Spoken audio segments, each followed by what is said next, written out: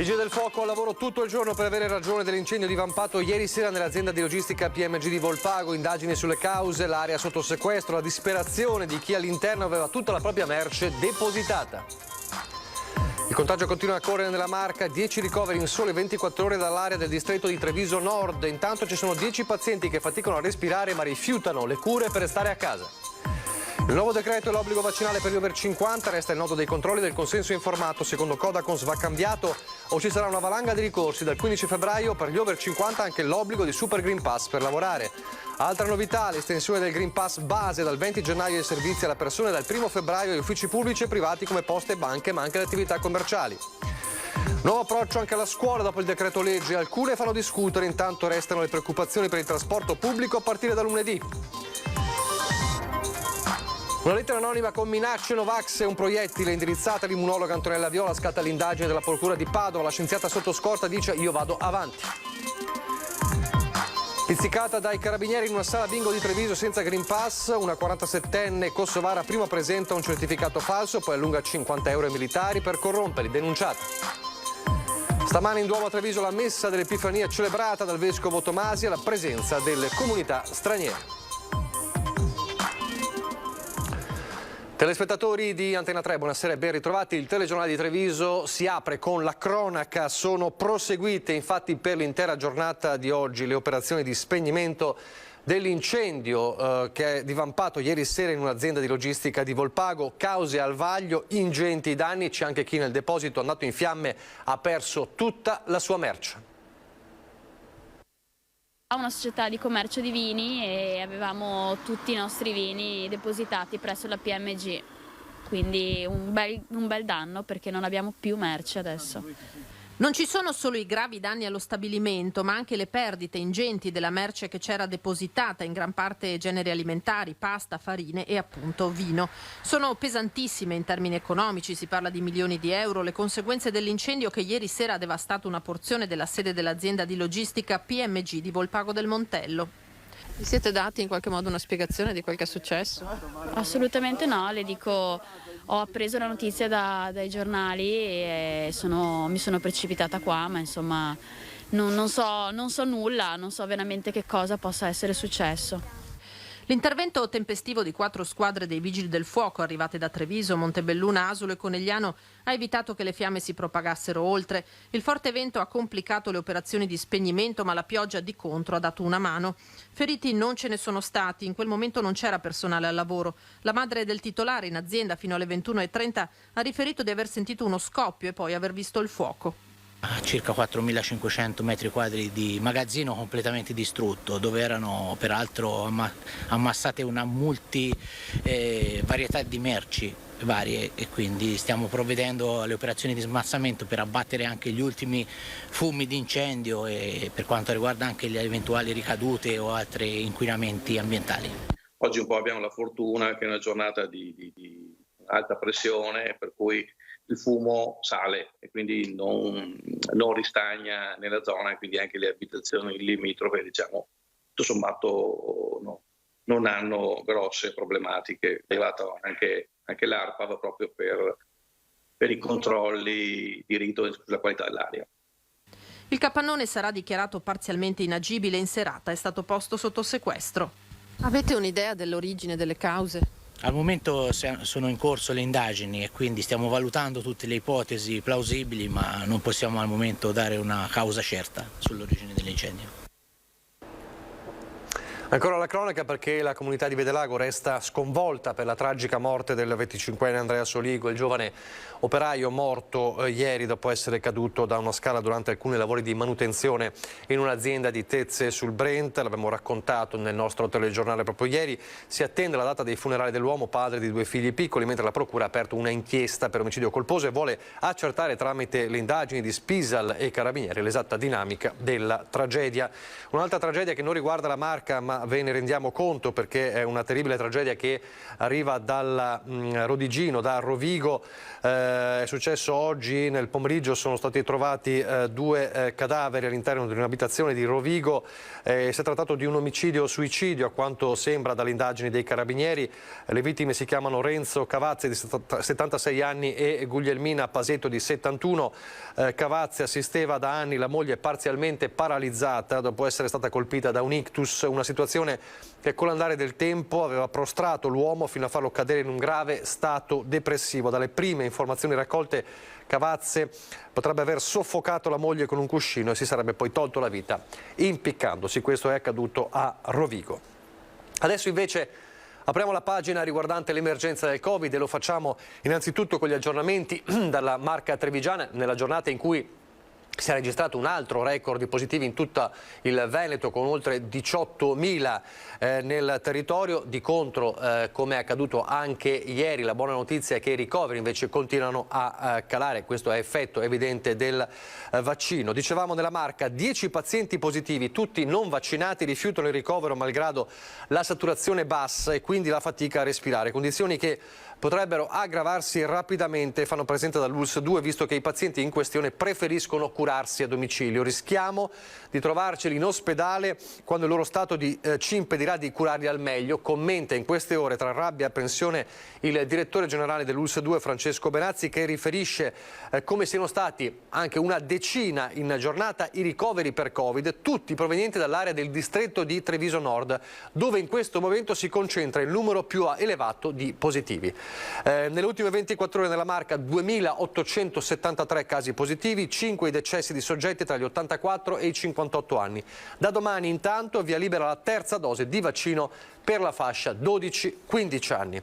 E poi ci sono le conseguenze e le discussioni del decreto che è stato approvato ieri, che è stato discusso e poi approvato ieri dal governo dopo una giornata intensa tra cabina di regia, incontro con le regioni e poi il Consiglio dei Ministri, con l'introduzione per la prima volta dell'obbligo vaccinale per un'intera fascia di popolazione, gli over 50, misura necessaria secondo il Ministro dei Rapporti con il Parlamento, il Veneto Federico D'Inca, che però rischia di provocare, secondo il Codacons, una raffica di ricorsi. Vaccino anti-Covid obbligatorio per gli over 50 a partire dal momento in cui il nuovo decreto verrà pubblicato in Gazzetta Ufficiale, vale a dire tra oggi e domani e fino al 15 giugno. Dal 15 febbraio, sempre per gli over 50, requisito essenziale per andare al lavoro sarà possedere il Super Green Pass, di cui sono in possesso solo vaccinati e guariti. L'ultimo provvedimento del governo introduce per la prima volta in Italia l'obbligo vaccinale per un'intera fascia di popolazione per contrastare il Covid. Ma il Codacons mette in guardia: si rischia una raffica di ricorsi se nel modulo del consenso informato non si prevedrà la responsabilità dello Stato. Siamo di fatto insieme all'Austria il primo paese che fa un passo in avanti nei confronti dell'obbligo vaccinale per chi ha più di 50 anni di età. Sappiamo che in quella fascia vi sono in questo momento la maggiore mortalità, sapete che i casi sono in fortissimo aumento nel nostro paese. Fortunatamente abbiamo ancora un numero molto limitato di situazione critica in terapia intensiva, mentre sfortunatamente i morti sono aumentati sopra le 200 persone che sono mancate negli ultimi 2 giorni. L'attuale situazione lo esige, spiega dunque il ministro D'Inca, a sua volta in quarantena dal 1 gennaio. Rimane il nodo dei controlli. Lo si farà attraverso le forze dell'ordine, i vigili urbani, attraverso le modalità normali, e si faranno appunto le verifiche con l'incrocio dei dati tra la persona e appunto l'ASL di competenza, che ci darà appunto l'indicazione se la persona è vaccinata o meno. Chi non lavora e decide di non ottemperare all'obbligo rischia al massimo una multa di 100 euro, più complicata da metà febbraio la situazione di chi ha invece un'occupazione. Senza vaccino rischia, se presente, una sanzione da 600 a 1.500 euro e dopo 5 giorni di assenza ingiustificata la sospensione senza stipendio ma con conservazione del posto di lavoro. D'Inca non nasconde che parte del governo voleva provvedimenti ancora più duri. L'unica possibilità di poter ripararsi del coronavirus è attraverso la vaccinazione, e l'obbligo serve soltanto, ed è un obbligo limitato fino a metà giugno, per poter far sì che i nostri concittadini possano trovare il modo, anche il coraggio di poter vaccinarsi. Le ricadute pratiche dei decreti in vigore vanno gestite nei territori. Il prefetto di Treviso, Maria Rosaria Laganà, attende di leggere la stesura definitiva del nuovo provvedimento, di cui comprende però lo spirito. Si tratta di aggiustamenti in corso d'opera, se così possiamo dire, per cercare di comunque mantenere le attività, il maggior numero di attività possibili, insomma, operative, le funzionanti, tutti i vari servizi e quant'altro. Certo, c'è questa incognita di uno zoccolo duro di persone che evidentemente non vogliono vaccinarsi e in generale la gente capisce che si sta cercando di fare qualche cosa perché poi l'economia non si blocchi in un momento particolarmente delicato. Intanto in merito alla questione sollevata dal Codacons, cioè urgentemente, dice il Codacons, il governo deve cambiare il modulo del consenso informato, introducendo quindi la responsabilità dello Stato e i risarcimenti nel caso di effetti collaterali del vaccino, altrimenti ci sarà una raffica di ricorsi. Il sottosegretario alla salute Andrea Costa precisa che la questione non si porrebbe poiché è già prassi che lo Stato provveda a indennizzare il cittadino nella eventualità di conseguenze negative legate all'avvenuta vaccinazione. La questione però resta aperta e lo stesso Costa non esclude ulteriori provvedimenti chiarificatori, mentre i giuristi rilevano come la obbligatorietà decisa dal governo non sia in contrasto con il dettato costituzionale, dicono i giuristi. Altra novità del decreto legge, l'estensione del Green Pass base semplice, per il quale basta anche soltanto il tampone, dal 20 gennaio ai servizi alla persona e dal 1 febbraio a uffici pubblici e privati come poste e banche, ma anche le attività commerciali, escluse però quelle ritenute essenziali come alimentari al dettaglio, farmacie, edicole e tabaccheria. Finora erano stati risparmiati dall'estensione del certificato verde, dal 20 gennaio non sarà più così. Green Pass base per i servizi alla persona, vede la voce parrucchiere ed estetiste. Non è il Super Green Pass come era sembrato dalle prime ipotesi dopo la cabina di regia. Le barricate alzate soprattutto da Lega e Movimento 5 Stelle hanno spinto il Consiglio dei Ministri alla decisione più soft. Green Pass semplice per il quale può bastare anche un tampone. Questo però non evita già i primi segnali di protesta. Chat in fibrillazione tra i nostri associati del settore, racconta il presidente di Veneto Imprese Unite Andrea Penzoiello. Come l'anno scorso erano stati esclusi dai provvedimenti per poi rientrare nelle restrizioni con un colpo di coda e non comprendono il perché, viste le precauzioni prese nei loro esercizi. Per loro il controllo del Green Pass è una novità e temono disagi logistici e di rapporti con la clientela. Infine, spiega Penzoiello, la loro paura è di alimentare nuovamente l'abusivismo del settore. Nel frattempo, il 1 febbraio, 10 giorni dopo la misura per parrucchiere ed estetiste, il pass semplice sarà esteso a chiunque acceda a pubblici uffici come le poste, ma anche le banche, e poi alle attività commerciali, fuori e dentro i centri commerciali. Sarà un DPCM a breve a stabilire quali siano esentati, fatte salve le attività ritenute essenziali come alimentari al dettaglio, farmacie, tabaccherie ed edicole. Restano fuori però tutti gli altri negozi, come ad esempio l'abbigliamento. Non vediamo particolari problemi per questo, spiega il presidente di Ascom Confcommercio Treviso Federico Capraro. Nei pubblici esercizi come i bar e i locali, il Green Pass base è servito anzi a rafforzare il senso di sicurezza tra titolari e dipendenti, alle prese ogni giorno con la clientela. Certo, resterà una fetta di potenziali acquirenti che non andrà nei negozi, ma la misura era necessaria. Dello stesso parere Penzoiello. In questo periodo di saldi, dice, con più persone negli esercizi commerciali e il rischio di contagio elevato, sapere che il cliente è vaccinato o tamponato è una garanzia di maggiore serenità. A proposito di Green Pass, una notizia di cronaca, una 47enne di origini kosovare che è stata denunciata dai carabinieri per i reati di sostituzione di persone e istigazione alla corruzione. La donna è stata identificata nella tarda serata di ieri in una sala bingo del capoluogo della Marca e alla richiesta della pattuglia di esibire il Green Pass ha dapprima mostrato una certificazione intestata a un'altra persona, quindi vistasi scoperta ha fatto scivolare una banconota di 50 euro sul tavolino dove i militari avevano appoggiato la documentazione nel chiaro intento di persuaderli a non procedere nei suoi confronti. Ulteriori verifiche sono ora in corso sulla certificazione verde esibita dalla 47enne.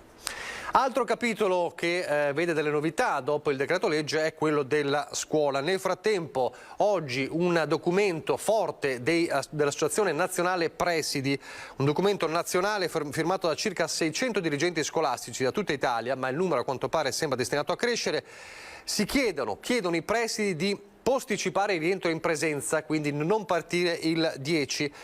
Chiedono la DAD fino al 31 di gennaio perché dicono non riusciamo a garantire la sicurezza. Tra positivi, quarantene e fragili da rimpiazzare, la regolarizzazione è impossibile. Questa è una lettera dell'Associazione Nazionale Presidi, firmata da 600 presidi in tutta Italia e diretta al governo. Al di là della ripartenza il 10, il governo assicura che si ripartirà il 10, resta il nuovo approccio alla scuola con il decreto legge e anche restano le preoccupazioni per il trasporto pubblico a partire sempre da lunedì. Uscita dalla porta principale è rientrata da quella di servizio. La DAD dei non vaccinati, proposta dalla Conferenza delle Regioni, inizialmente prevista per tutte le fasce scolastiche, misura però avversata da Zaia e bocciata dal governo, riemerge dopo il Consiglio dei Ministri come misura che riguarderà esclusivamente scuole medie e superiori, in un particolare caso, quando cioè in classe si registreranno 2 casi positivi. Discriminatoria l'aveva definita Zaia nei giorni scorsi e quanto sia trasversalmente poco digerita lo fa capire anche un esponente del Partito Democratico come il capogruppo in Consiglio Comunale a Treviso, Stefano Pelloni. I figli non scelgono i propri genitori, ecco, e probabilmente è anche giusto non far pagare ai ragazzi le scelte che sbagliando fanno i loro genitori e quindi probabilmente è una misura che li discrimina e che non mi vede d'accordo. Ricapitolando, per medie e superiori, con un positivo in classe, lezioni in presenza ma autosorveglianza e uso di mascherina FFP2. Con 2 positivi, lezioni in presenza per i vaccinati e in DAD per i non vaccinati. Con 3 positivi, tutti in DAD. Fronte scuole materne, qui basterà un solo positivo per far andare tutti a casa. Infine, le scuole elementari. Con un positivo si resta in classe ma con doppio test antigenico molecolare. Con 2 positivi, tutti in DAD. Ma la rimodulazione delle misure per le scuole non è l'unica novità a partire dal prossimo 10 gennaio, quando si tornerà a scuola. Da lunedì infatti scatta anche un'altra misura, contenuta però nel precedente decreto del 29 dicembre scorso, l'obbligo di Super Green Pass per salire su tutti i mezzi pubblici, bus scolastici compresi. Una novità non poco carica di preoccupazioni, visto che non tutti gli studenti sono vaccinati e rischiano di restare a terra. Ci sono ancora tanti coni d'ombra che vanno chiariti. Nelle prossime ore lavoreremo con gli uffici e con le autorità preposte per fare un po' di chiarezza e soprattutto per mandare un messaggio chiaro ai nostri cittadini per capire cosa si può e cosa non si può fare. Sì, è fondamentale però che sappiano che tutte queste precauzioni, queste indicazioni, queste restrizioni sono fatte per mettere in salvo la nostra comunità da questa pandemia. E poi ci sono le tensioni alimentate dai Novax, una lettera anonima con minacce e un proiettile indirizzata all'immunologa Antonella Viola. È scattata l'indagine della procura, la scienziata sotto scorta dice io vado avanti. Questi sono i Novax che sanno solo odiare, rifiutare logiche e leggi, creare tensione e violenza. Sono ovviamente amareggiata perché ho speso gli ultimi 2 anni a servizio della collettività senza risparmiarmi, sottraendo tempo alla mia famiglia e a me stessa. Sono incazzata con chi strizza l'occhio a certa gente, a chi mette in dubbio la nostra serietà e libertà da qualunque condizionamento. Ma continuerò a fare del mio meglio per dare voce alla scienza e parlare a chi vuole ascoltare, sempre guidata da etica, responsabilità e amore. Affida a un post su Facebook il suo sfogo dopo che la notizia è diventata di dominio pubblico. Una lettera di minacce Novax contenente un proiettile costringe ora l'immunologa Antonella Viola, che dirige l'Istituto di Ricerca Pediatrica Città della Speranza, a vivere sotto scorta. La missiva minatoria è arrivata 2 giorni fa nel suo ufficio di Padova, ora sequestrata insieme alla pallottola dalla procura che ha aperto un'inchiesta per minacce. Nel mirino del delirio Novax, gli appelli della scienziata alla vaccinazione dei bambini, più volte ribadita anche recentemente ai nostri microfoni. Speriamo che presto ci sia l'approvazione anche per il vaccino per i bambini più piccoli, che sono tra l'altro quelli molto piccoli più a rischio. La minaccia scritta a macchina è chiara. Se non cambia le sue interviste dicendo che i bambini non vanno vaccinati, saremo ben lieti di colpire lei e la sua famiglia.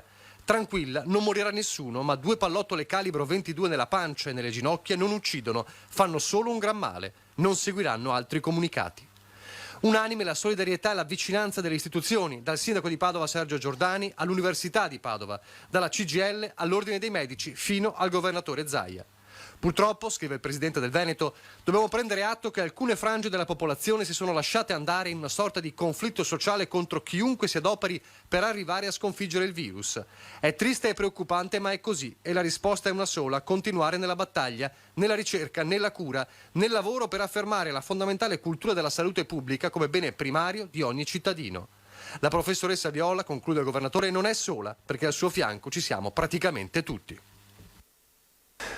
Ancora la cronaca, 3 cittadini privi di documenti e di probabile nazionalità afghana, di cui un minorenne, sono stati trovati all'interno di un autotreno proveniente dalla Bosnia al momento di consegnare un carico di legna in un'azienda di Godega di Sant'Urbano. Il mezzo era condotto da un guidatore di nazionalità bosniaca che, secondo gli accertamenti dei carabinieri sinora compiuti, risulta estraneo alla vicenda. Si ritiene che i clandestini siano saliti sul camion durante una sosta del conducente in territorio estero.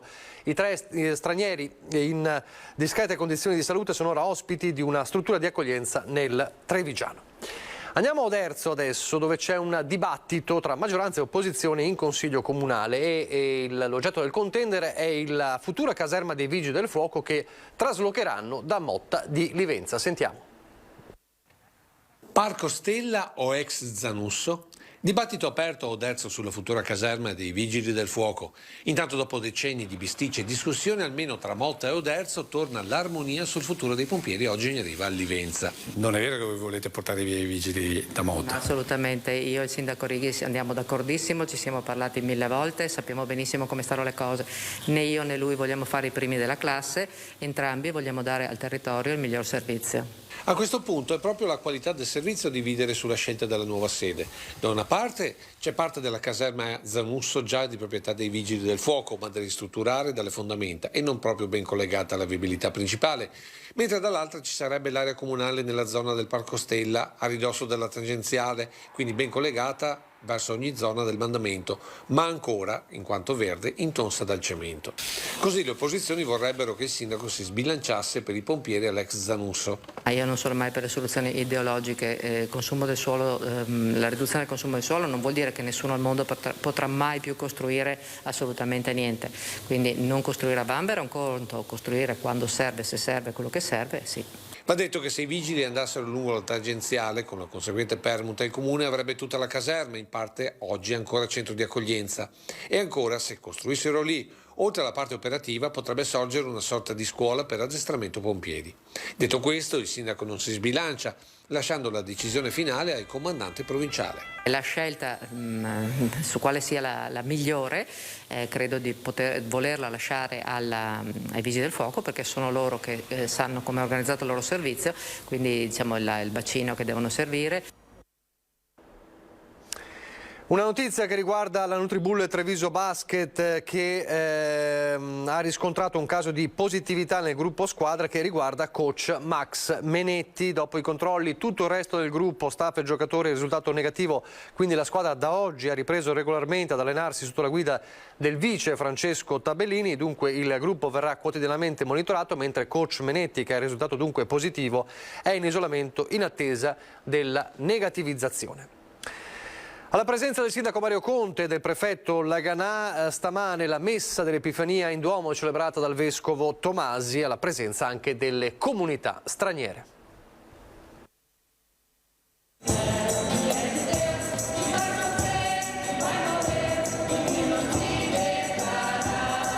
Sono state le comunità cattoliche di migranti presenti in diocesi ad animare la solenne celebrazione dell'Epifania in Duomo. Canti, colori, volti e ai piedi dell'altare il bambinello che grazie ai Re Magi si rivela al mondo. Magi di cui il vescovo Michele Tomasi suggerisce di fare propria la capacità di scorgere i segni che abbiamo intorno a noi, come loro con la stella, e di generare una cultura sapiente che sappia cogliere il bene dell'incontro tra i popoli. Ci vogliamo davvero omologare a seguito di qualche parola d'ordine e chiuderci in qualche piccolo limitato recinto?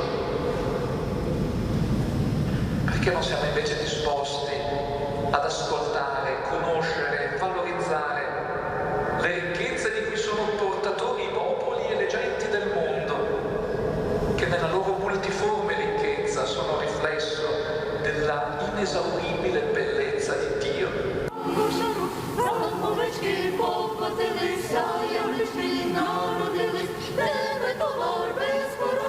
Il momento che stiamo vivendo, ha ribadito Monsignor Tomasi, è un'opportunità per riscoprire il senso di fratellanza.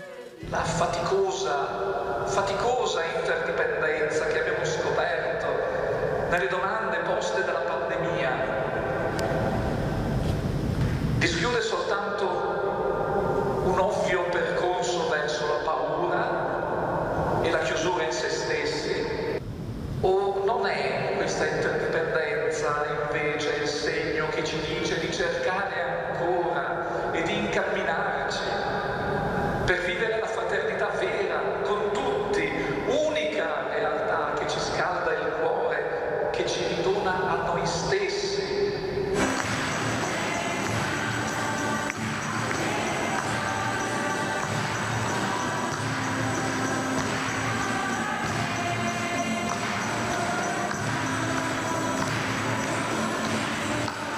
Prima di concludere, il Vescovo ha consegnato ad alcuni rappresentanti della comunità diocesana la lettera episcopale che ha scritto ispirandosi alla forzata immobilità di 3 mesi quest'estate per un infortunio alle gambe. È una piccola cosa privata, ma mi ha fatto riflettere molto sul camminare insieme, e visto che siamo in sinodo e camminare insieme è un nome stesso della Chiesa, il Papa vuole che ci confrontiamo su cosa vuol dire camminare insieme. Ho provato poi a suggerire delle piste di riflessione alla diocesi su che cosa ci chiede il camminare insieme, quale paure ci chiede di superare, ma quali ricchezze ci riesce a donare questo vedersi, sentirsi popolo e camminare insieme.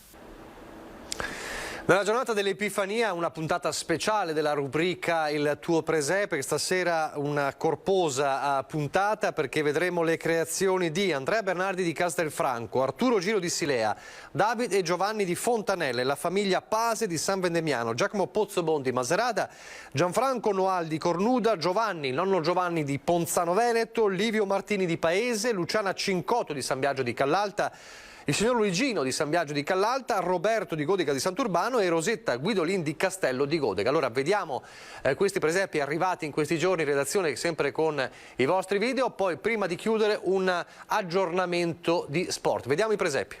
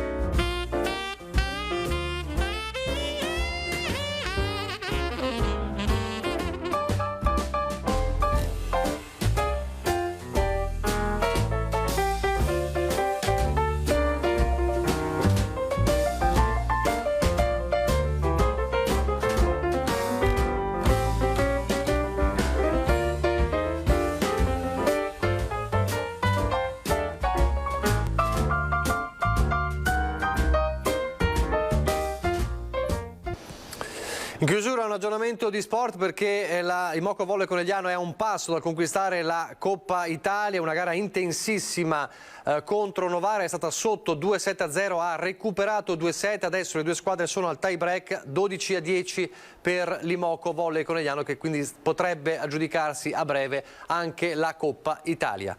Adesso vi lascio al meteo, arrivederci.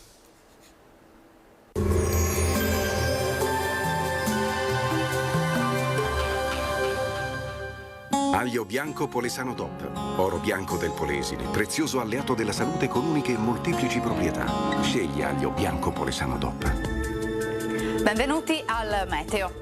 Temporanea fase anticiclonica con tempo nuovamente stabile sul nostro territorio. Vediamo in dettaglio di venerdì 7 gennaio.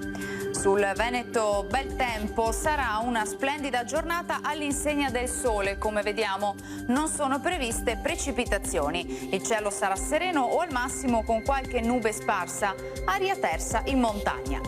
Temperature in calo anche sensibile, il clima sarà dunque più tipicamente invernale, minime sotto zero, massime comprese tra 1 e 5 gradi. Ci spostiamo ora sul Friuli Venezia Giulia, anche qui non cambia lo scenario, tanto sole ovunque con cielo sereno o velato, non sono attese piogge. Temperature minime sotto lo zero ovunque, tranne che a Trieste, massime sui 4-5 gradi. Infine diamo uno sguardo alla situazione del Trentino Alto Adige, dove avremo lo stesso contesto, tranquillo e soleggiato, qualche addensamento ma del tutto innocuo. Temperature minime ampiamente al di sotto dello zero, meno 8, meno 7 gradi, massime sui 2 all'incirca. Dal meteo di Antena 3 per ora è tutto, grazie per l'attenzione e arrivederci.